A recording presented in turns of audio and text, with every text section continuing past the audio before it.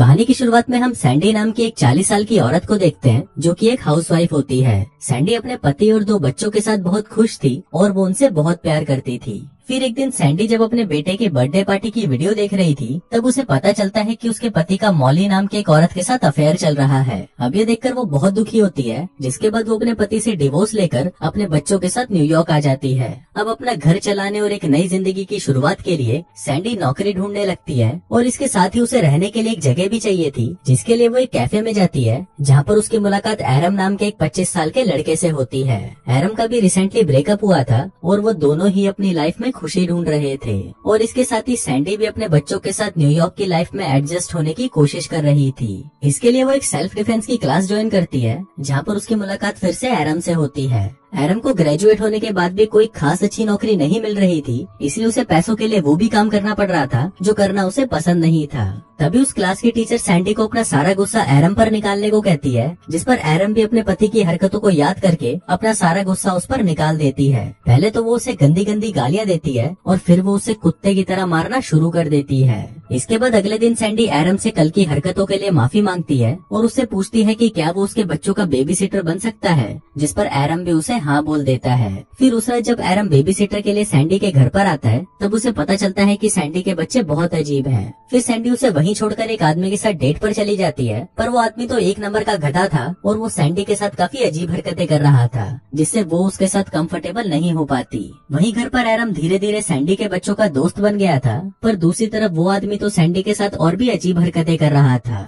अब सैंडी इन सब चीजों से परेशान हो चुकी थी और वो वापस अपने घर आ जाती है। घर पर एरम ने बच्चों को सुला दिया था और फिर सैंडी एरम को अपनी खराब डेट के बारे में बताने लगती है। फिर अगली सुबह जब एरम कैफे में काम कर रहा था तभी वहाँ पर सैंडी के दोनों बच्चे आते हैं और उसे बोलते हैं कि उनकी माँ मर चुकी है। अभी सुनते ही एरम भागकर उनके साथ उनके घर पर आता है, पर जब वो वहाँ पर सैंडी को चेक करता है तो वो बच्चों को बताता है कि वो मरी नहीं बल्कि सो रही है। इसके बाद हम सैंडी को देखते हैं जिसकी लाइफ अब पहले से बेटर हो चुकी थी और उसे अपने काम में भी प्रमोशन मिल रहा था।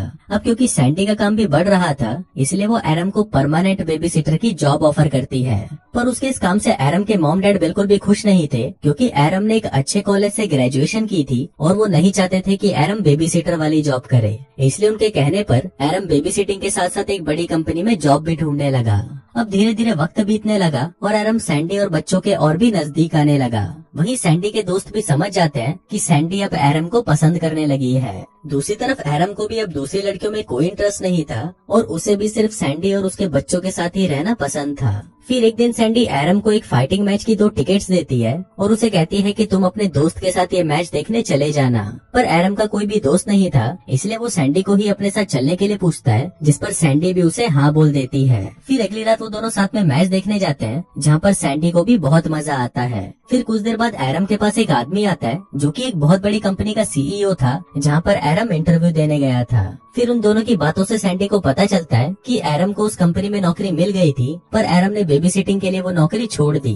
एरम उसे बताता है कि पहली बार उसे कुछ करने से खुशी मिल रही है और उसे सैंडी और उसके परिवार के साथ रहना बहुत पसंद है। तभी हम देखते हैं कि मैच के दौरान एक बॉक्सर सीधा एरम के ऊपर आकर गिर जाता है, जिससे उसको बहुत चोट लगती है। फिर सैंडी उसे उठाकर अपने घर ले जाती है और उसे आज रात यहीं रुकने को कहती है, पर तभी वहाँ पर सैंडी का एक्स हस्बैंड आ जाता है और वो सैंडी और बच्चों को एरम के साथ खुश देखकर सैंडी से झगड़ने लगता है। वो उसे कहता है कि सैंडी वापस उसके पास आ जाए। फिर बच्चों को सुलाकर एरम जब वापस बाहर आता है तो वो आदमी एरम को वहाँ से जाने को कहता है, लेकिन एरम वहीं रुक जाता है और वो सैंडी को उसे अपनी दिल की बात कहने को कहता है। अब सैंडी वो बातें बोल नहीं पा रही थी जो उसने उस सेल्फ डिफेंस की क्लास में बोली थी, पर जब एरम उसी की बातें उसे वापस बोलने लगता है तब सैंडी भी वही बातें बोलना शुरू कर देती है और वो अपने एक्स हस्बैंड को गंदी गंदी गालियाँ देने लगती है। सैंडी ने अपने हस्बैंड को वो सारी बातें बोल दी थी जो कई सालों से उसके दिल में थी। फिर अपने पति को वहाँ से भगाने के बाद सैंडी एरम को कहती है कि कल वो उसे अपने साथ डेट पर ले जा रही है। फिर अगले दिन जब एरम अपने दोस्त को बताता है कि वो सैंडी के साथ डेट पर जा रहा है तो उसके दोस्त को ये सुनकर बहुत बुरा लगता है,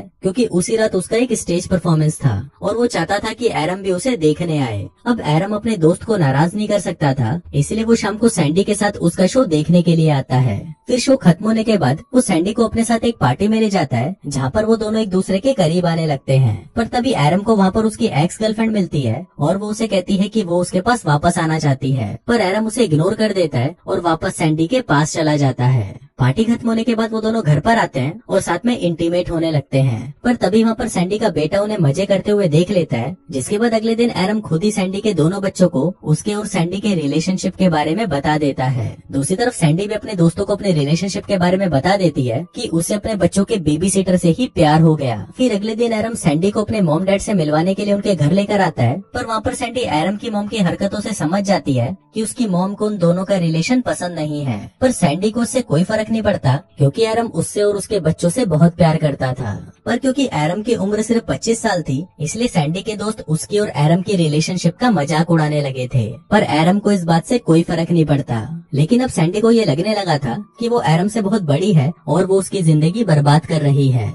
फिर एक दिन ऑफिस में काम करते हुए सैंडी को बहुत ही अजीब फील होने लगता है और तब उसे पता चलता है कि वो प्रेग्नेंट है। फिर रात को सैंडी इस बारे में एरम को बताती है, जिसको सुनकर पहले तो एरम घबरा जाता है, पर फिर बाद में वो सैंडी को कहता है कि वो भी यही चाहता है कि सैंडी और एरम हमेशा साथ में रहें। फिर अगले दिन जब वो दोनों डॉक्टर के पास जाते हैं तो डॉक्टर उन्हें बताता है कि सैंडी प्रेग्नेंट तो है, पर वो इस बच्चे को जन्म नहीं दे पाएगी क्योंकि उसकी उम्र बहुत ज्यादा है। अब ये सुनकर सैंडी परेशान हो जाती है और बाहर आकर वो एरम से झगड़ने लगती है। झगड़े के दौरान वो एरम से कहती है कि उनका साथ में रहना सही नहीं है, क्योंकि वो उससे 15 साल बड़ी है और उनका रिलेशनशिप आगे नहीं चल सकता। अब क्योंकि उन दोनों का साथ में कोई फ्यूचर नहीं है, इसलिए वो दोनों अब साथ में नहीं रह सकते। और ये बोलकर सैंडी वहाँ से चली जाती है। अब इसके बाद वो दोनों अलग हो जाते हैं और एरम अपनी बेबी सिटिंग की जॉब छोड़कर ट्रैवल करने के लिए दूसरे देशों में चला जाता है। लेकिन एरम अलग अलग देशों में घूमने के बाद भी सैंडी और उसके बच्चों को ही याद कर रहा था।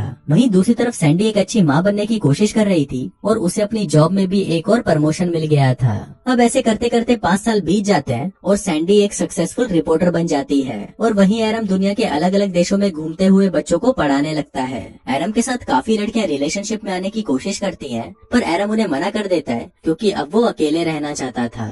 फिर एक दिन हम सैंडी को उसके बच्चों के साथ एक रेस्टोरेंट में देखते हैं। तभी सैंडी की मुलाकात वहाँ पर एरम से होती है और वो दोनों ही एक दूसरे को देखकर बहुत खुश होते हैं। फिर एरम उसे बताता है कि कुछ सालों पहले बांग्लादेश में उसने एक बच्चे को अडॉप्ट कर लिया था और अब वो दोनों साथ में रहते हैं। फिर जब सैंडी को पता चलता है कि एरम अभी भी सिंगल ही है, तो सैंडी एरम के साथ वापस रिलेशनशिप में आ जाती है और वो दोनों खुशी खुशी साथ रहने लगते हैं। और इसी के साथ ही ये कहानी यहीं खत्म हो जाती है।